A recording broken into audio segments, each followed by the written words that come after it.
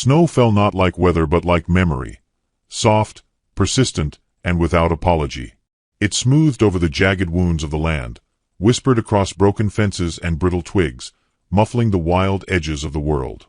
Out on the edge of Pine Hollow, past where the town dared to keep roads, stood a crooked-limbed cabin made of old wood and older silence. Inside, a woman moved like smoke, quiet, practiced, deliberate. Her name was Bonnie McGuire. She was 36, though no one in town ever said so aloud. She'd once been called a fine wife when her husband was alive, then a fine widow when he wasn't. Not much changed in how they looked at her, except that now they expected less. Bonnie wore grief the way others wore aprons, tied about her middle, hands always half wiped on it.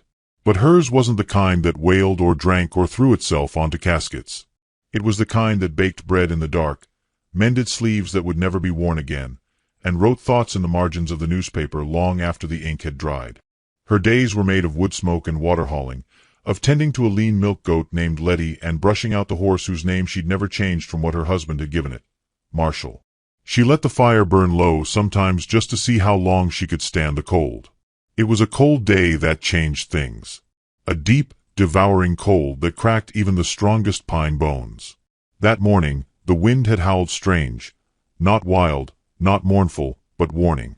Bonnie had bundled herself for the woods, axe in hand, to collect the last dry kindling before the sky turned to ice. That's when she saw it. At first, it was just a shape, half swallowed by snow. A dark, crooked thing sprawled between brush and fallen logs. She approached slow, boots crunching, hands steady on the axe handle. A man. No, a shadow of one. His skin was darker than the earth, hair braided with beads and blood, a woven sash soaked through and frozen to his side. Apache.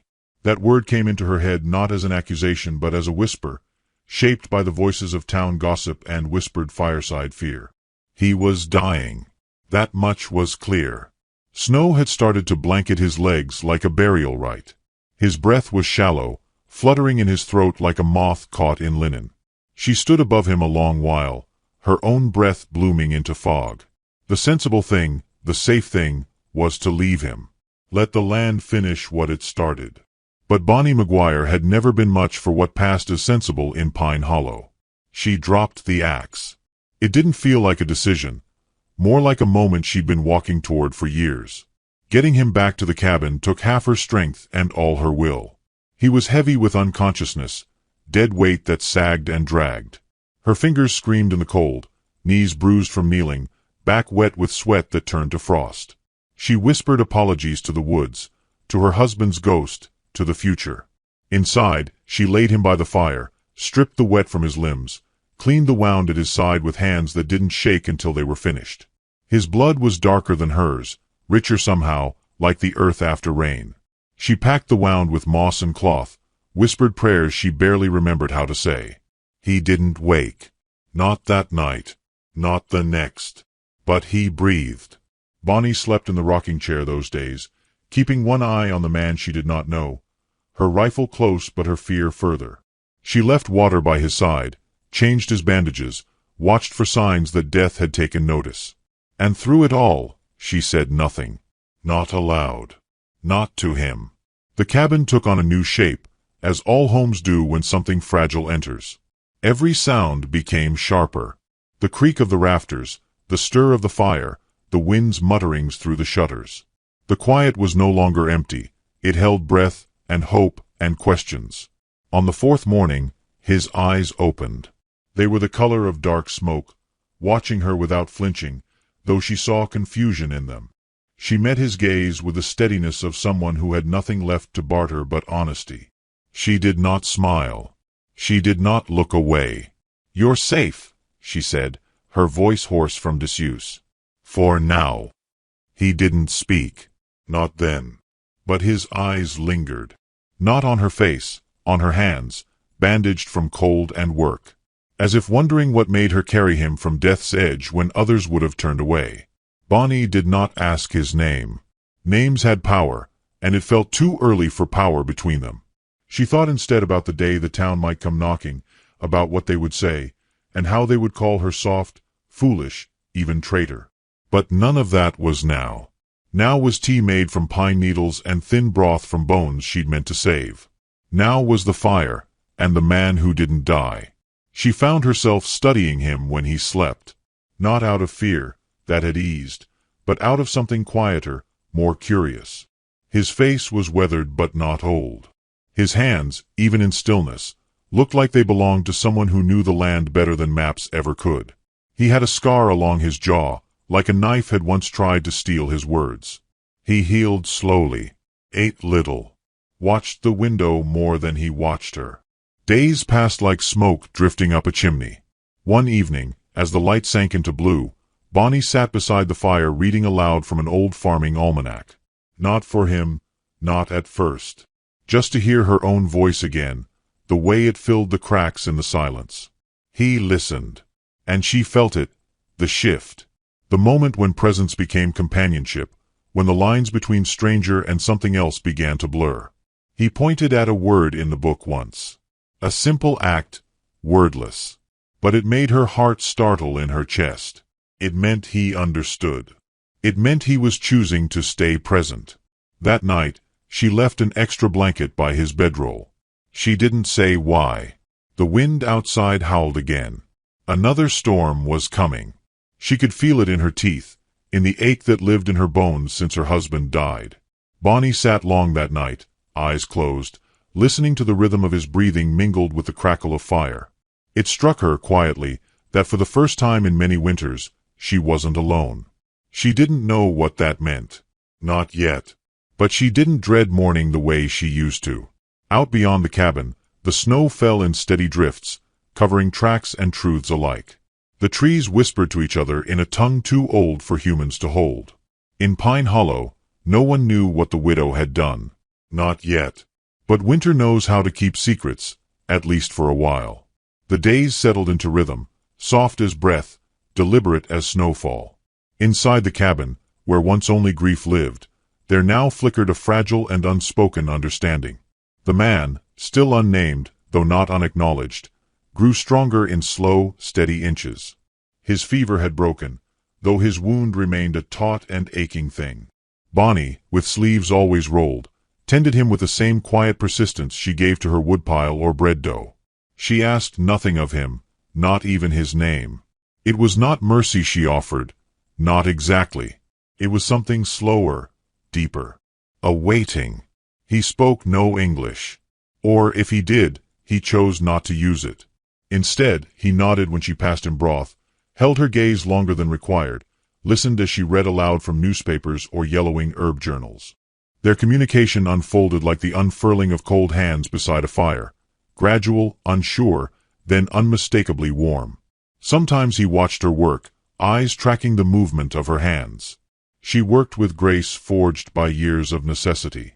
Even her silences had a rhythm. He watched her chop wood, kneel in the snow to fix a broken fence, stitch the worn lining of her coat. She moved with a stubbornness he recognized. Survival, not pride. She called him you, or sometimes nothing at all. He never corrected her. And she didn't think of him as an intruder anymore.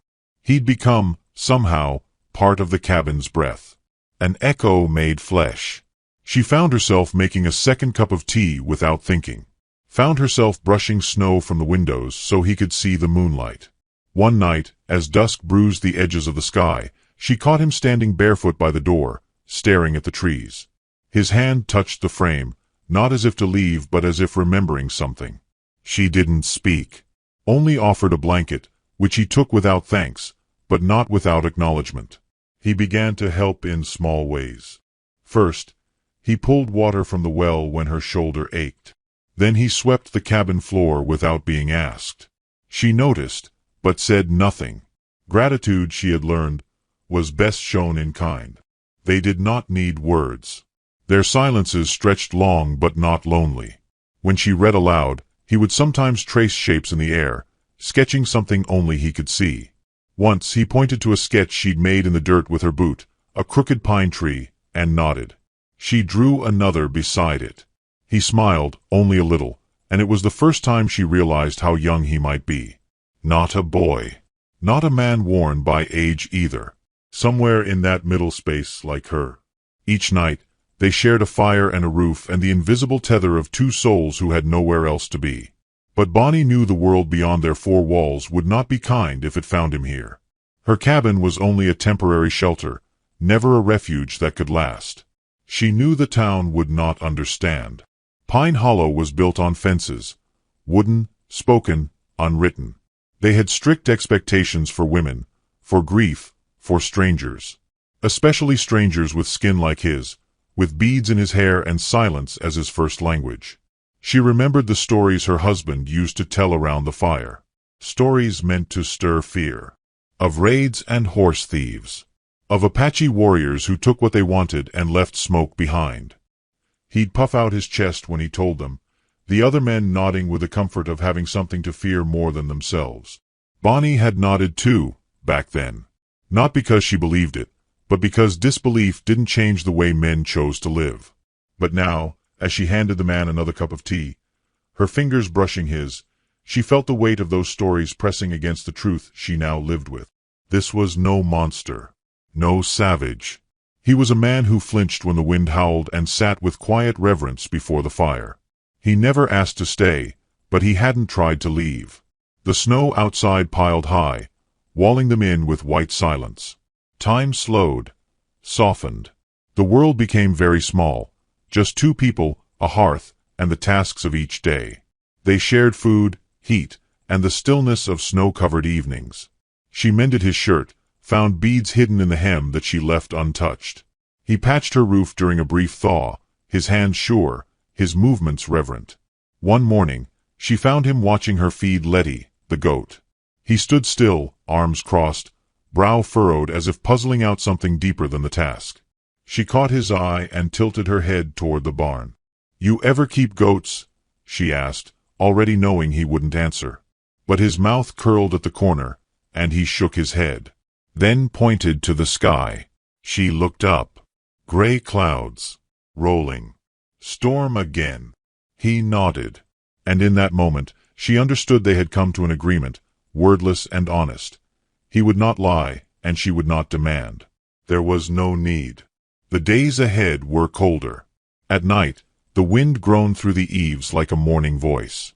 Bonnie lay awake in her narrow bed, listening to the sound of his breathing from across the room. Not snoring. Just breathing. Human. Alive. Real. Sometimes, in dreams, she saw him as she'd found him, half frozen, bleeding into the snow. But in the dream he opened his eyes first. Always first.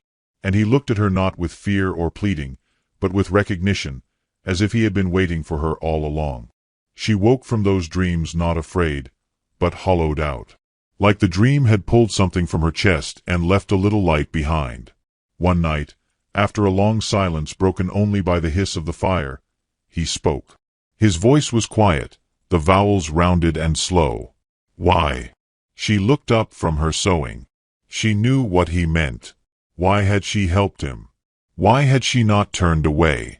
She considered the fire, the shape of her hands in her lap, the feeling she hadn't had words for until now. "Because you were dying," she said. He shook his head slowly, eyes never leaving hers. She nodded. "Because I was too." And there it was, the first moment not shared but joined. His face shifted, a frown softened by grief, not anger. He looked away only to watch the fire, as if reading something in its movement. The next morning, he handed her a carved stick. It wasn't elaborate, but it had care in it. A bird, wings open, not flying but ready to. She didn't ask what it meant. She understood. It was his way of saying thank you, or maybe stay alive. The rhythm of their days didn't change much after that. But the silences did. They weren't gaps anymore. They were bridges. A shared language not of grammar or sound, but of being seen. Still, Bonnie felt something shifting. Not inside the cabin, but beyond it. A sense that the world outside had begun to stir again. That the stillness they'd been borrowing was about to be reclaimed. One afternoon, while chopping wood, she saw a set of horse tracks cut fresh through the snow at the treeline. Not Tayan's. Not hers. Too deep. Too straight. Someone had come near, maybe watched. She said nothing to the man that night. But she didn't sleep. The next morning, he stood near the window, watching the trees. He turned and looked at her. No words. She nodded. Something was coming. But it had not come yet. And so, she poured another cup of tea, sat beside him, and let the silence speak what their voices could not. The morning they came was soft and silver with frost. The trees stood still, as if listening. The snow had hardened under the night's breath, crusted thick where even the wind dared not tread. Inside the cabin, the air was thick with the scent of simmered beans and pine smoke. Tayan was shaping a piece of wood near the fire, slow strokes of his knife carving into the grain with a patience that reminded Bonnie of old rivers, silent but determined. She was spinning yarn from a tangle of old wool. Her hands moved without needing to look. They'd grown so used to this shared quiet that she almost missed the sound. Hooves. Not one. Several. They didn't approach fast. It was not a raid, not a rescue. It was a decision arriving on horseback, wrapped in coats and law and fear. Bonnie stood slowly, heart climbing to her throat. Tayan was already looking at her. His knife was still. His eyes said what neither of them would say aloud. They've come. The knock was not a knock. It was fists and command. The door rattled once, twice. She opened it without reaching for her rifle. That would only make it worse. 3 men stood there, their breath steaming like war horses, coats dusted white, guns easy on their hips. One was the sheriff, Gregory Kane, a man with salt in his beard and gravel in his voice. The others were ranchers, younger, but not gentler. "Bonnie," Kane said, tilting his head in a mockery of politeness, "we need to talk." Her mouth was dry. "You're early for coffee." "No one's here for coffee," said the one on the left, a sharp-jawed boy named Virgil who once courted her niece. "He's in there, ain't he?" Bonnie didn't look back. "He's healing." Kane stepped forward, boots crunching on the frozen threshold. "That man in there, he's Apache. We've had reports. You know what kind of trouble that brings." She looked him in the eye. "I know what kind of trouble fear makes." "Don't test me, Bonnie," Kane said, voice low, almost sad. "People are stirred up. He's not safe here. And you—" He stopped, eyes flickering past her shoulder. "You're making things harder than they need to be." There was a weight to those words, heavy and lined with threat. Bonnie didn't move aside. "He's not a threat." Virgil stepped forward. "You don't know that. He could have been part of the raid near Dry Ridge. Took 3 horses and 2 lives. He's been in this cabin for over a month," she said. "I pulled him from the snow. You think he rode out from Dry Ridge while bleeding to death in the dark?" The third man, silent until now, shifted uneasily. His eyes met hers with a flicker of doubt. He knew she was telling the truth. But knowing the truth was never enough in Pine Hollow. You had to want it. Kane let out a long breath. "Bonnie, listen. We can't have him here. Not like this. Folks are scared. They need resolution." The words sat foul in the air, as if justice could be measured like grain. Bonnie stepped back, not in fear but in surrender to the inevitable. "If you want him, you'll have to see him." Kane nodded. Virgil's hand twitched near his belt, but Kane gestured him down.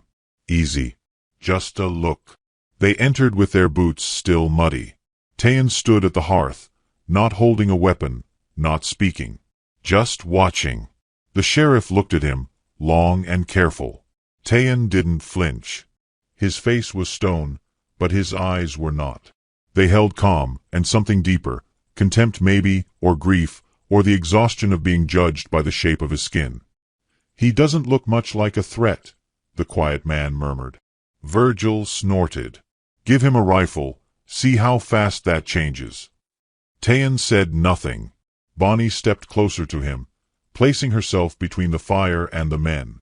Not with drama, just with choice. Kane rubbed his beard. "Here's what we'll do," he said finally. "We don't want blood. No need for more war. But we can't just let him go. Not after what's happened in these parts. It'd break the town in two. Bonnie's jaw tightened. So what do you want? Cain looked at her like the answer was simple. You're a widow. He's in your home. You saved his life. You're all the family he's got in this county. So make it legal. She blinked. Legal? A marriage, Cain said. Paper makes things cleaner.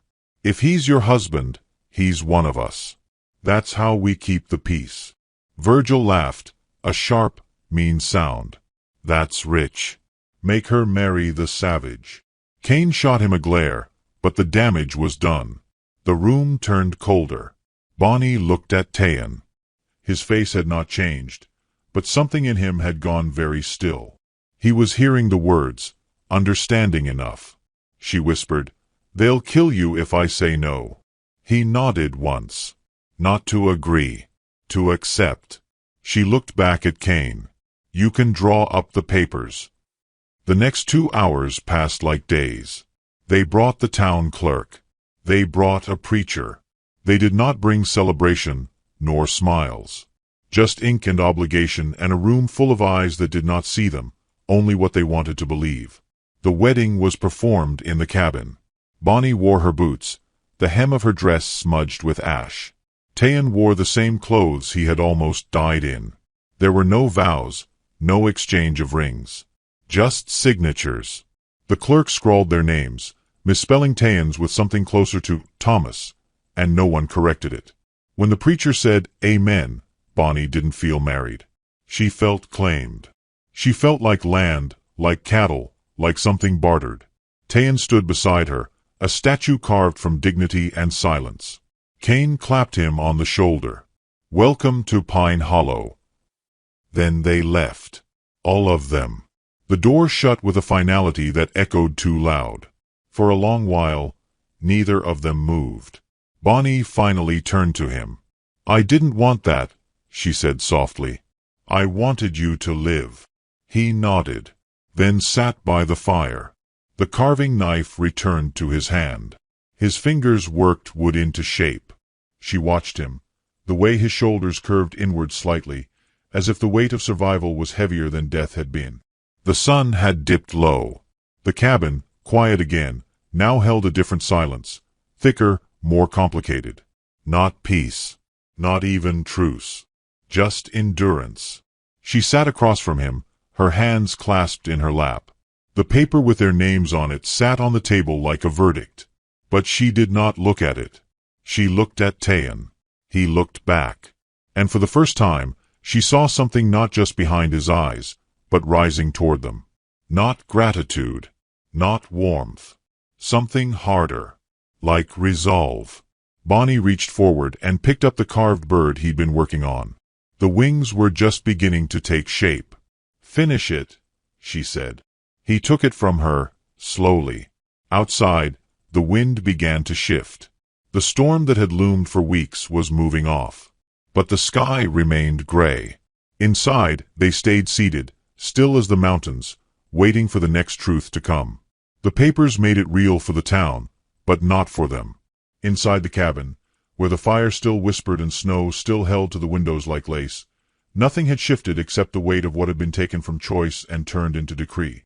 Tayan moved through the cabin with the same silence he always had. His hands still worked wood, still mended the firewood pile without being asked. He still fetched water before dawn and left it by the hearth. But now, something in him moved a beat slower, as if the air itself had grown heavier, the walls too narrow. Bonnie felt it too, though she kept her chin high and her voice measured. She made their meals, swept the floors, tended the animals, and kept the silence between them from turning brittle. The strange thing was, she didn't feel anger. Not at Tayan, not even at the men who forced their names together with ink and suspicion.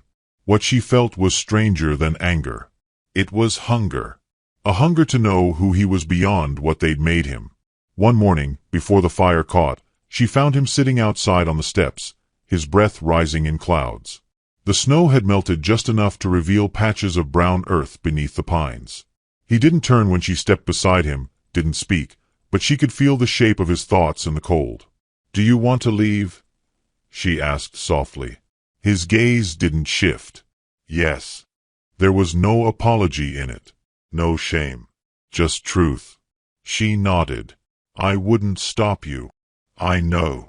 They sat like that a long time, shoulders not touching but near. The wind stirred the trees, and somewhere in the distance a hawk called out once, then vanished into the sky. He rose then, slow, and went inside. She stayed. That day she stitched new linings into their coats. His was worn thin under the arms. Her fingers moved with care, remembering the way her mother used to repair things. Quietly, without mention, as if the work of keeping things together was the closest thing to love they ever dared speak aloud. The next night, Tayan left the bird carving by her place at the table. It was finished now. Wings spread, body poised in flight. She picked it up, traced the grain with her thumb, and then looked across at him. "Did it mean something?" she asked. He studied her for a long moment. Then, "Yes." She waited. He hesitated, then answered with effort. "In my people's stories, birds carry messages. Between worlds. Is this a message?" "Yes." Her voice dropped. "What does it say?" His eyes softened. "That I stayed." She held the carving closer and nodded once. It was more than a thank you. More than a gift. It was a memory carved into shape. A quiet proof that he had once chosen to remain, even before the town had forced the word husband onto him. They began to speak more after that. Not often. Not fluently. But in short, deliberate exchanges. Words he had learned over weeks of listening began to find their way out, shaped by his accent, his cadence. Her words, slower now, met him in the middle. Neither of them filled the air with sound just to claim it. Every word they gave each other was a stone placed in a bridge. She learned that his name was not Thomas, as the papers claimed. His name was Tayan, which meant new moon, though he said it without flourish, without pride. "My mother gave it," he said one evening. "What was she like?" He was quiet a long time. Then, "Strong." She did not bow. Bonnie nodded. "I'd have liked her." "She would not like this," he said, gesturing faintly to the paper pinned above the hearth. "I don't like it either," she admitted. He looked at her then, not with the guarded distance he'd held since the beginning, but with something closer to regard. They began to share more than work after that. He helped her fix the chicken coop. She showed him how to brew pine tea the way her grandmother taught her, letting the needles steep long enough to stain the water amber. He drew maps in the dirt outside, places she'd never heard of, places that lived in the landscape of his memory. He pointed once to the mountains far off. "My people walked there, before the soldiers came." Bonnie didn't ask which soldiers. She already knew. "They burned our homes," he said simply. "We buried our names in the snow." She couldn't speak for a moment. Her fingers closed around the wooden bird in her pocket. "I'm sorry," she said at last. He looked at her, and something passed through his face, soft, like wind. "You didn't hold the torch." "No," she whispered. "But I live in the house it lit." Tayan didn't answer, but he didn't look away.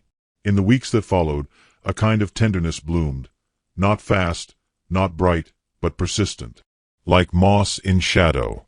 They moved around each other with less distance, sometimes brushing past in the kitchen, or handing tools back and forth without thinking. One morning she found him humming low as he chopped wood.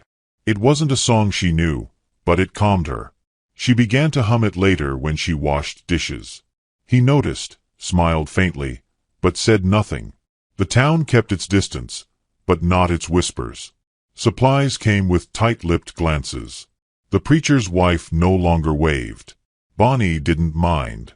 The weight of their disapproval was less than the weight of pretending. One market day, she rode into town alone. The clerk gave her change without meeting her eyes. A boy spit near her boots and muttered something cruel. She didn't flinch. On the way home, she passed the creek where she and her husband used to fish in silence. The water still moved, still laughed over stones. She realized she hadn't thought of her husband in days. Not with sorrow. Not with love. Just silence. Back at the cabin, Tayan had made stew. The scent greeted her like memory.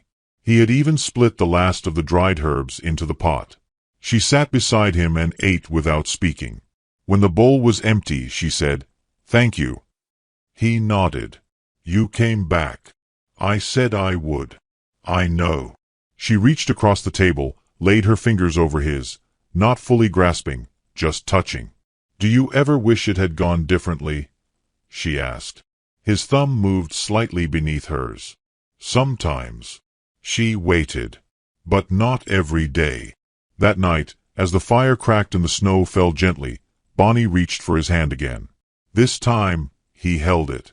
Neither of them moved beyond that. No kiss. No Debonnaetions. Just hands clasped, warm in the hush. A week later, they were building the fence together. The posts had rotted and leaned like weary men.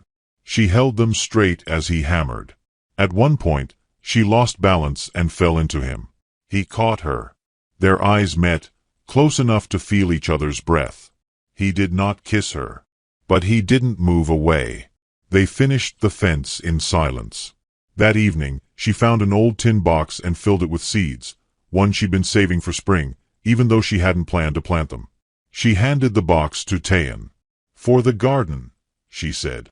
He opened it, sifted through the seeds with care. "You believe we'll still be here?" She thought for a long time. Then, "I believe I want to be." He closed the box and nodded. "Then we plant." There were nights when they still said nothing. But the silence no longer felt empty. It was a shared quilt, wrapped around what could not be spoken and didn't need to be. One such night, she sat with a letter in her lap. It was from her sister, full of concern and questions and quiet condescension. Bonnie read it aloud in pieces. "She says I should come live with her. That I've lost my way." Tayan was stirring the fire. He didn't look up. "Have you?" She folded the letter. "No. I finally found it." He met her gaze and said, "Then burn it." She did. In the final weeks of winter, something changed again. Not between them, but around them. The woods grew restless. Tayan watched the tree lean longer each day. One evening he stood outside long after the light had gone, listening. When he came in, Bonnie saw the tension in his shoulders. She didn't ask. "That night," he said quietly, "there's talk among the pines. I feel it." She placed her hand over his. "If it comes, we'll face it." He didn't argue. In the cabin, the paper with their names still hung above the hearth, but it no longer defined them. Their bond had shifted, no longer forged by fear or decree, but chosen in hours and work and touch. They had not spoken of love. Not yet. But something deeper had rooted itself, something gentler than passion and stronger than names. And though neither of them could say what the spring would bring, they both planted the garden. Together. Without a word. The wind had changed again. It came down from the north like a breath held too long, dry and sharp and tasting faintly of smoke. Not the kind that rose gently from homestead chimneys, but the harsh, bitter scent of something distant and burning. Tayan smelled it before Bonnie did. He stood in the doorway at dawn, bare feet pressed against the old pine floor, and did not speak. The horizon was still quiet, the sky the color of old iron. But something in the trees had gone silent, and it was not the silence of peace. It was the pause before a reckoning. Bonnie came behind him, still tying her shawl. She followed his gaze and knew without asking. The fire they'd kept carefully at bay was drawing close, not flames in the trees, but in the eyes of the men who had decided once more that fear was easier to carry than understanding. That afternoon, a rider passed the cabin without slowing. No wave. No words. Just a hard look and a faster pace when Tayan stepped into view. Bonnie recognized the man. He worked for the town store, the same one who had refused to sell her thread the week before unless she paid in coin, not eggs. She watched him disappear between the trees and knew it wouldn't be long now. Tayan didn't speak of it. He returned to the garden, checking the tender shoots they'd planted just weeks before. Their roots were shallow still. He brushed dirt from a stalk and looked at it the way one might look at a child's first drawing. Proud, worried, already bracing for the wind that might come to tear it loose. Bonnie joined him, kneeling beside the small patch of hope. "We'll lose them," she said. He didn't ask what she meant, whether the seedlings or something more. He only said, "Not yet." That night, they didn't light the lantern.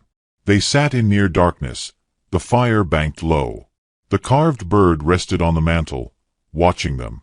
Tayan's hands were steady around his cup, but Bonnie could see the storm behind his eyes. He was thinking of his people, of the friends who had not returned from the woods, of the ones whose names were never written down because paper refused to hold them. She saw him weighing the balance between staying and leaving, between surviving and being free. "You don't have to stay," she said, the words brittle in her mouth. "Not for me." He didn't answer. Instead, he reached for the pouch he kept tucked behind the stacked firewood. From it, he drew something small, wrapped in soft leather. He placed it on the table between them. Inside was a necklace, strung with smooth bone beads, dyed cords, and a single carved stone, green and veined like moss. "My sister made it," he said, "before we were scattered." Bonnie touched it, careful not to displace its shape. "It's beautiful." She wore it when she ran. Bonnie looked up. Did she make it far? No. The silence held. "She'd like you," he added, voice low. Tears stung her eyes, sudden and fierce. "You don't know that." "I do," he said. She saw people, not fences. The next morning, the smoke was visible. A thin line of it against the pale blue sky, rising from the pines north of the ridge. Tayan watched it without blinking. Bonnie felt it in her stomach first, a coiling dread that wrapped itself tight. It wasn't just a fire. It was a signal. Someone had set it, not to burn, but to draw others in. By midday, the tracks began to appear. Hoofprints in the thawing mud, wide boots in the snow-melted brush. She saw them when she went to check the trap lines. Fresh, deliberate. Tayan met her halfway back, his bow in hand. Not raised, not drawn, just held like something remembered rather than wielded. They spoke without speaking. Bonnie packed what little she needed. A flask, dried meat, a few books. Tayan packed nothing. He'd never claimed any part of the cabin as his. He looked at it now the way a man might look at a place he'd already buried. "I want to burn it," he said quietly that evening. Bonnie didn't flinch. "Then we burn it." "But not because we're afraid," he said. "No," she agreed. "Because it's time." They waited until dusk. Tayan lit the fire from inside, starting at the hearth. It was slow to catch, reluctant almost. The old wood creaked and hissed as it began to accept its fate. Bonnie stood outside, holding the carved bird. She did not cry. Not this time. As the flames climbed, she watched the smoke twist into the branches. It was not the smoke of anger or destruction. It was a funeral pyre. For who they had been. For the place that had once been shelter and prison both. Tayan stood beside her, his face lit orange and gold. She reached for his hand. He took it. "We'll go south," she said. He nodded. They rode out before the roof fell, taking the old trail past the dried creek bed. The moon was high and bright, the trees silver in its glow. They did not look back.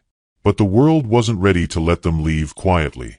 Just past the ridge, where the land dropped into the low scrub and the air smelled of cedar, the ambush came. 3 riders, guns drawn, shouting, "Stop there!" Bonnie felt her body seize, her heart crack open. Tayan pulled the horse up short. He dismounted slowly, arms raised. The leader, a man she didn't know, but who wore the same badge Kane once had, pointed a rifle at Tayan's chest.